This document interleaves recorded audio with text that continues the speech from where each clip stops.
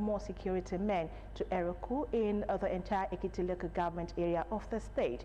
He also directed the police to go after the bandit who attacked worshippers. The president was scheduled to leave Abuja today to attend the 20 G20 Summit of Leaders in South Africa and thereafter proceed to Rwanda to attend the 7th AUE Summit. However, according to Ononuga, the president will now await reports from Vice President Kashim Shettima, who has been directed by the president to visit Kebbi on his behalf. Tinubu will also await reports from the police and the Department of State Services, DSS, regarding the attack in Kwara. It also disclosed that the president reiterated his directive to the security agencies to do everything possible to rescue the schoolgirls abducted by the bandits in Kebbi State and bring them back safe. In a relative development, Nigeria's Vice President, Senator Kashim Shettima, has described the recent abduction of schoolgirls in Magavile, Danko, Wasango local government area of Kebbi State as a national tragedy. Shettima, who visited Kebbi to consult the people, assured that the federal government will spare no effort in securing the safe return of the abducted girls, adding that President Bola Tinubu is deeply concerned and remains committed to the rescue operations. He vowed that all available state apparatus would be deployed to ensure the girls are returned unharmed. Shettima also pledged support for the family of the late vice principal, who reportedly lost his life defending the student. The vice president commended the effort of the Nigerian military, police, Department of State Services, and the Nigeria Security and Civil Defense Corps for their frontline work in protecting citizens. He particularly acknowledged the contribution of the late Brigadier General, stating that his sacrifice will be remembered. Shettima also lauded Kebbi State Governor Dr. Nasir Idris, describing him as a true son of the North and commending his leadership in the area of security. Governor Idris thanked Shettima and the President for their show of solidarity, expressing confidence in the federal government's ability to address insecurity in the state.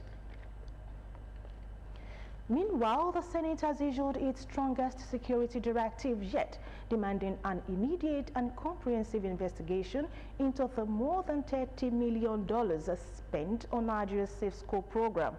The Red Chamber also urged President Bola Tinubu to authorize the urgent recruitment of 10,000 additional military personnel to confront the deepening crisis of school abductions across the country. The lawmakers' anger was ignited by Monday's deadly attack on Government Girls Comprehensive Secondary School, Maga, Kebbi State, where terrorists killed the school's vice principal, wounded a school guard, and abducted 25 students, despite the presence of some police personnel.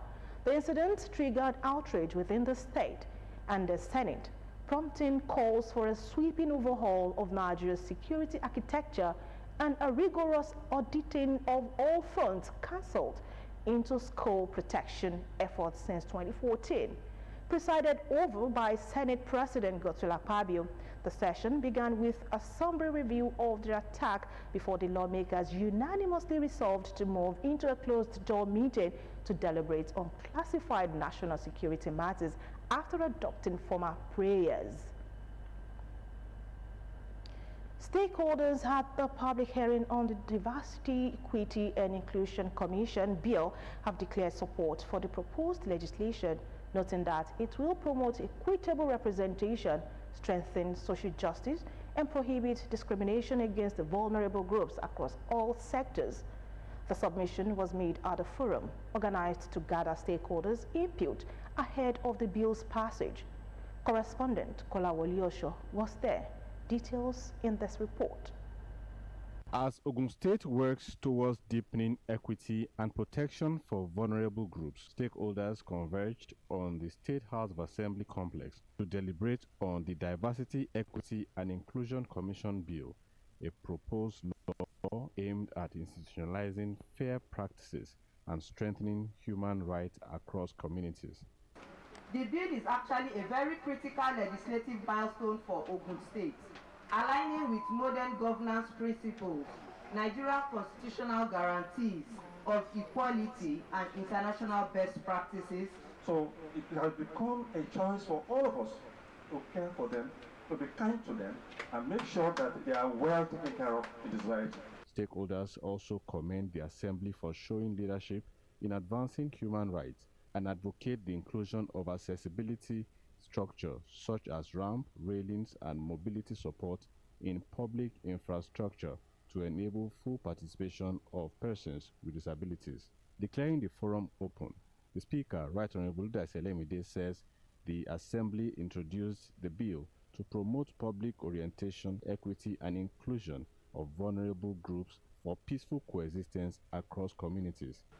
DEI Commission to serve as catalyst and platform for promotion of equitable representation, parity, entrenchment of social justice, and the prohibition of discrimination against vulnerable groups. The sponsor of the bill and Deputy Speaker, Honorable Bolanle Latifat Ajayi, alongside the Chairman House Committee on Women Affairs and Social Development, Honorable Omolola Bakari, explained that the bill seeks to entrench fairness and prohibit discrimination across all sectors, while ensuring that DEI principles guide policy making and implementation throughout evidence-based mechanisms. As the sponsor of this bill, I believe the Diversity, Equity and Inclusion Commission will serve as a platform for change where the voices of the marginalization will be heard, thereby promoting inclusive practice in governance and social life. Your input will therefore be very useful and ensure that it effectively addresses the need of our diverse community. In her remarks, the Commissioner for Women Affairs and Social Development, Honorable Adijat Adeleye, affirms that the DEI bill remains a priority for the states. She notes ongoing effort to ensure that public facilities comply with accessibility standards across Ogun State. And the DEI bill is not about the disability community, but the issue of inclusion is bigger than disability community. When they say vulnerable people, it is not only the disability community that are vulnerable. Closing the session, the Minority Leader, Honorable Lukman, clarified that the DEI bill will complement, not replace, the existing disability law. He assured stakeholders that all submissions will be carefully reviewed and integrated where appropriate. Still here in Ogun State, the State Governor, Prince Dapo Abiodun, has congratulated His Royal Majesty Oba Adedotun Aremu Gbadebo Okukenu IV, Alake and paramount ruler of Egbaland, on the occasion of his 20th coronation anniversary. Oba Gbadebo ascended the throne on November 19, 2005. Governor Abiodun described the royal milestone as a celebration of 2 decades of purposeful, visionary and selfless leadership that has brought a remarkable progress, unity and dignity to Egbaland and Ogun State as a whole. According to the governor, Oba Gbadebo has since ascending the exalted throne demonstrated exceptional commitment to the peace, cultural preservation and socio-economic advancement of his people. He noted that the monarch's wisdom, statesmanship, and unwavering support for developmental initiatives had continued to inspire both traditional and contemporary governance structures across the state. Governor Abiodun prayed that the Almighty would continue to grant the Alake sound health, long life, and greater wisdom to continue his noble service to Egbaland, Ogun State, and Nigeria. He wishes His Royal Majesty a memorable and impactful 20th coronation anniversary celebration. The Ogun State Waste Management Authority has commenced a 2-day capacity building workshop aimed at strengthening professional standards among health, safety and environment officers, waste vendors and private sector participants across the state. Day 1 of the training held in Abeokuta focused on enhancing synergy, setting standards, and developing practical solutions for a cleaner and more sustainable Ogun State. Olaide Oloye reports. With growing concerns over waste management efficiency and environmental safety, the Ogun State Waste Management Authority begins a 2-day workshop designed to close operational gaps and strengthen collaboration across the sector under the theme Synergy, Standards and Solutions Forging a new era of waste management in Ogun State, the Ogtv Day brings together key players in the state waste management ecosystem. Declaring the workshop open, the special advisor to the governor and managing director of Ogwama, Honorable Abayomi Unye, says the initiative aims to enforce best practices and promote stronger partnerships among waste managers. Today we are having about 65 industries that are into recycling in Ogun. So it is another way for us to open our youth that this is another area that you can make a living from it. We want to also use this opportunity to let everybody know that it's not as usual again. You must ensure that you don't drop illegally, you don't drop in the canal, you don't drop on the road. Keep your waste in your household. And once it's kept there, send for us, call us, we'll be there to address them. The Ogun State Commissioner for Environment, Ola Oresoya, represented by Akimbode Shofela, alongside other speakers, emphasizes that effective waste management requires collective responsibility and strict adherence to modern environmental standards. This workshop complements this initiative and helps reinforce the message that sustainable industrial development is the shared responsibility of every facilities operating within our borders. I'm pleased to reaffirm that the Ogun State Ministry of Environment, with collaboration with OGEPA, has established dedicated safety desk to address, coordinate, and enforce safety compliance across all industries and public outlets within the state. Resource persons highlight the need for improved operational discipline, safety consciousness, and stronger communication between regulators and service providers. We have to improve on our data collection methods, cleaner air, cleaner environments, just like we are seeing the works of Ogwama these days. You can hardly see any landfills anywhere. So to optimize what we already have presently, this is how data can help us to improve on what is already existing. Participants will take part in group discussions and practical demonstrations. Say the knowledge gained will enhance the operations and boost public confidence in the waste management sector. With day one concluded, expectations remain high as the workshop continues with more technical sessions and interactive engagement aimed at improving waste collection, handling and disposal across both urban and rural communities. Olaide Oloye, Ogtv News. Dozens of filling stations have been sealed at Oloka Imeko in Imeko-Afon local government area of Ogun State for contravening the physical and development laws of Ogun State. The officers and men of the Ayetoro Zonal Planning Office, in continuation of their enforcement and complaint assessment tour of the area, also discovered a petrol dealer dispensing fuel to ghost buyers in scores of kegs in a broad daylight. Fowora Adesonwo reports. After due notice served to the defaulters, it was time to move out for compliance and enforcement of the relevant Ogun State law. Dozens of filling stations are littering the Owode Idieme Oloka Imeko Road in Imeko-Afon local government area of Ogun State, unknown to the Ogun State government. Few of these so-called filling stations got the right approval and are complying with the rules setting up petrol stations in Ogun State, unlike the majority of filling stations in the location. The list of defaulters, according to the officials of the Ayetoro Zonal Planning Office and the Ogun State Planning and Development Permit Authority, are very long. The list has Ajoke International Resource Limited, Lapsans Global Nigeria Limited, Segment Global Resources, Deraoluwa Oil and Gas, Radot Ventures Limited, Babsan Oil and Gas, and Shuraft Chem Nigeria Limited. The leader of the team, a senior special assistant to the governor of Ogun State, Tunde Olugbewesa, and his team expressed shock at Collard's Ilerioluwa Oloka Imeko, where an attendant and the manager were spotted in a compromised position selling fuel into a huge collection of 25 liters yellow cakes without concrete evidence of due process. Callers Ilerioluwa filling station had a double portion of the ceiling. Also, at the Finest Emperor filling station at Owode Idieme, a new building was being erected without proper documentation, approval, and permit, and was also sealed up. Adefowora Adesanwo, Ogtv News.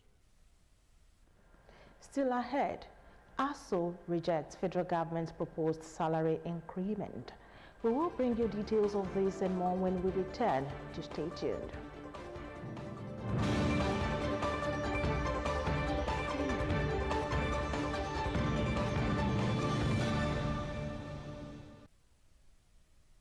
If you know, you know.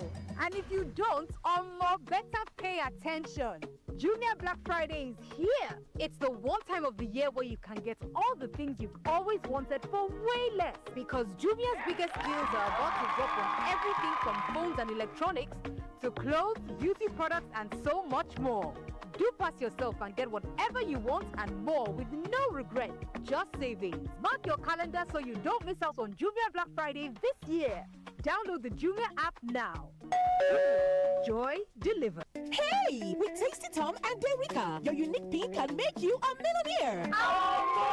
Buy any Tasty Tom tomato mix or Derica tomato mix promo pack. Reveal the unique pin inside. Dial *8011 *2 unique pin hash. Win airtime instantly and stand a chance to win big cash prizes.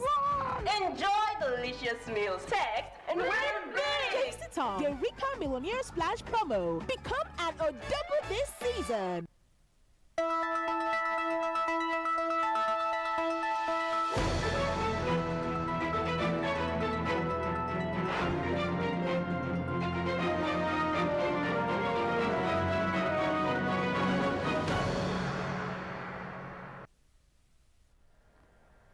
Glad to have you on the second segment of the news. If you just joined us, you are watching Ogtv News at 8. The governors of the nation's 36 states, under the auspices of the Nigeria Governors Forum, have assured their commitment to aiding effort at strengthening subnational support for gender equality and social inclusion in the country. The chairman of the NGF and governor of Kwara State, Abdurrahman Abdurrazak, gave this assurance in Abuja while announcing the establishment of a new gender affairs department within the NGF to strengthen subnational support for gender equality and social inclusion. Governor Abdurrazak spoke while inaugurating the Community of Practice for Commissioners of Women Affairs. The NGF chairman said the initiative represents a turning point in the country's commitment to women and girls, adding that it is a remarkable milestone in Nigeria's commitment to gender equality and the empowerment of women and girls. The governor noted the importance of the collaborative role of the state in ensuring the program's success, adding that this event marks an important step forward as commissioners of women affairs from every state come together, pulling their expertise and determination to pursue a shared vision for lasting progress. The NGF chairman also disclosed the group's comprehensive gender equality and women's economic empowerment strategic plan 2025 to 2029, which is aligned with the National Gender Policy, the National We Policy, and the Sustainable Development Goals. Speaker of the House of Representatives, Honorable Abbas Tajuddin, has expressed support for the bill which seeks to provide free medical services and government facilities and some tax exemption and stipends for senior citizens across the country. Honorable Tajuddin gave the assurance in Abuja while delivering keynote address at the public hearing on a bill seeking to provide certain rights for older persons to ensure health and economic relief and protection for their social and civil rights and for related matters, organized by the Committee on Women Affairs and Social Development, chaired by Honorable Kafilat Ogbara. While noting that many of these social benefits were previously covered by traditional family support systems, he underscored the House's resolve to provide a stipend from a legal structure that will protect the aged from abuse. It said this Older Persons' Rights and Privileges Bill has become necessary because existing legislations like the National Senior Citizens Center Act 2018 have not fully taken care of the peculiar needs of older persons, and their rights are constantly abridged by others, from family members to public institutions and the rest of the society. In her remarks, Chairman, House Committee on Women and Social Development, Honorable Kafilat Ogbara, explained that the provisions of this bill reflect on collective responsibility to ensure that all the population receives the dignity, respect and support they deserve.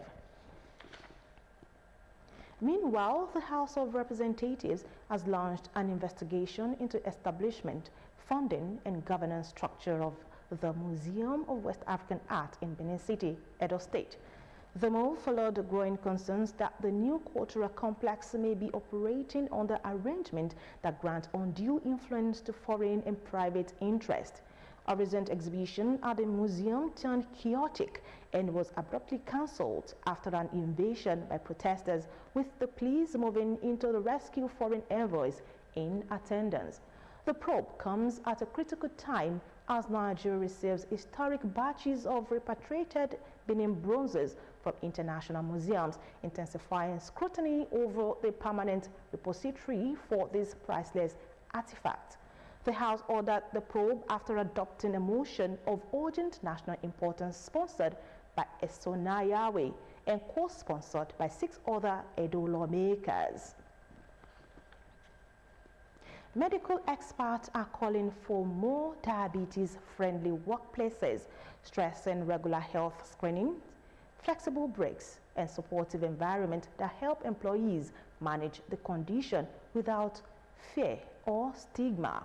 They gave the charge at the 2025 World Diabetes Day commemoration organized by the Talabi Diabetes Center in Ishara Remo. Margaret Okunlola completes the report. Founded in 2005 by the Olumuyiwa Talabi family, the Talabi Diabetes Center continues its annual tradition of raising awareness on prevention and management of diabetes. At its clinical complex in Ishara, Remo North Local Government Area, the center hosts the 2025 World Diabetes Day celebration, with a focus on creating healthier and more inclusive workplaces. Speaking on the theme, Diabetes and Well-Being, with emphasis on diabetes in the workplace, guest lecturers stress that diabetes awareness goes beyond treatment. It is about building a healthier workforce that contributes to a more productive society. We must renew our commitment to promote awareness and regular eye screening, encourage healthy lifestyles to prevent diabetes, support governments and NGOs to make eye care accessible and affordable. And we need to be flexible with, we must be willing to do that. As the budget was scheduled, access to storage. It is important that each time we are going to the hospital, we should go with 1 or 2 snacks. Healthy snacks, we call it precisely. This year's program is organized by the Talabi Diabetes Center, Ishara Remo, in collaboration with the Diabetes Association of Nigeria, Olabisi Onabanjo University Teaching Hospital, Shagam, and the Dame Caroline Adebutu Diabetes Center. Between 6 and 10 million Nigerians are living with diabetes. And a high percentage of these do not know that they have diabetes, hence the need to educate the public that, once you notice you are losing weight unintentionally, you are urinating excessively, you are almost always thirsty, you have a wound on your body, within 2 weeks it hasn't healed. I mean, these are some of the symptoms. What we can do is the awareness. I mean, we are imploring the government to be having this awareness. Beneficiaries express gratitude for the awareness, support, and medical guidance received during the program. Diabetes is not a death warrant. If you manage it, you will live longer. Number 2, I learned also that exercise is very, very important. And also that even though diabetes affects eyes, go and check your eyes once a year. Every advice that they gave us today is very essential, and it will help me to maintain my health very well. Free medical tests are conducted for participants at a gathering that brings together healthcare professionals, employers, and individuals living with diabetes. Margaret Okindola, Ogtv News. The Academic Staff Union of Universities, ASU, Benin Zone, has rejected the federal government's proposed salary increment for university lecturers. Zonal Coordinator Professor Monday Lewis Ibafen made the union's position known while briefing journalists in Benin, describing the proposed increase as a mere drop in the ocean that would not reverse the brain drain currently affecting Nigeria's university system. He lamented the federal government's blatant unwillingness to quickly and historically resolve all outstanding issues, calling for the urgent renegotiation of the 2009 federal government and ASU agreement and a genuine resolution of other related matters. He highlighted that university lecturers have remained on the 2009 salary structure when the naira to dollar exchange rate was 120 naira, even as salaries in other sectors have been revised multiple times. The Association of Retired Heads of Local Government Administration, Ogun State Chapter, has announced a public lecture aimed at promoting good governance at the state level under the chairmanship of Honorable Engineer Joseph Adigbeson, Member, Federal House of Representatives. The event, which is scheduled for Thursday, November 20, 2025 at 12 noon, will take place at the Ministry of Local Government and Chieftaincy Affairs, Obas Complex, Okemoson, Abeokuta. The chairman of the occasion and association, Elder Olorunbe Aregbeshola, called on retired local government administrators, policymakers, and members of the public to attend the lecture, emphasizing that it will provide a vital platform for dialogue and knowledge sharing. It disclosed that the lecture will feature Professor Augustus Shokefon as guest speaker, who will share insights on effective governance practices and the critical role of local government in driving state development. Social Publicity Secretary of the association, Otumba Olukayode Ekundayo, highlighted that the lecture seeks to leverage the wealth of experience among retired administrators to foster policies and strategies that enhance grassroots governance. The association said the event underscores its commitment to supporting state-level governance reforms and encouraging active participation of stakeholders in the developmental processes.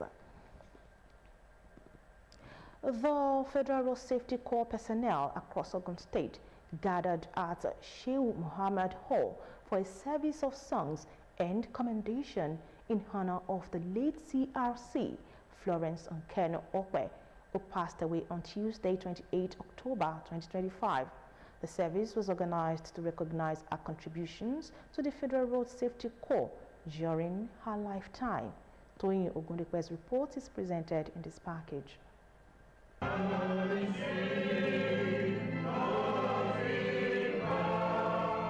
Against the backdrop of a decade of dedicated service to the Federal Road Safety Corps, mourners gathered to honor the life and legacy of the late CRC Florence Nkeno Okwe. Family members, friends, colleagues, and sympathizers reflect on the passing of a leader, mentor, and mother whose impact remains deeply felt.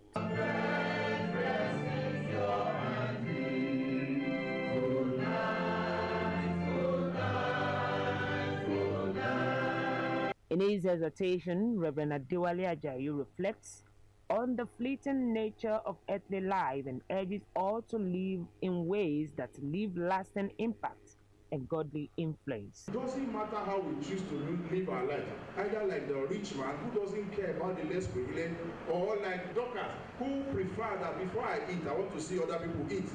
You know, one day, the one who gave us our life as a gift, as a privilege, will call us to account, to give account of how we spend our lives. Bible renditions offered during the service bring comfort to mourners, pointing them to the assurance of eternal rest after the journey on earth.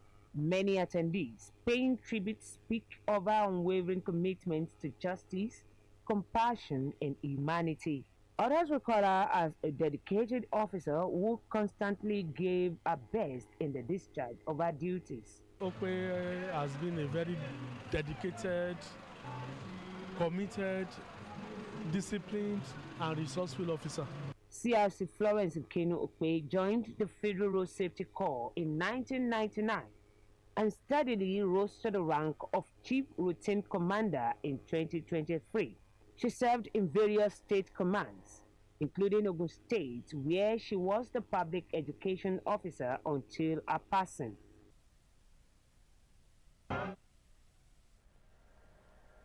May our soul continually rest on.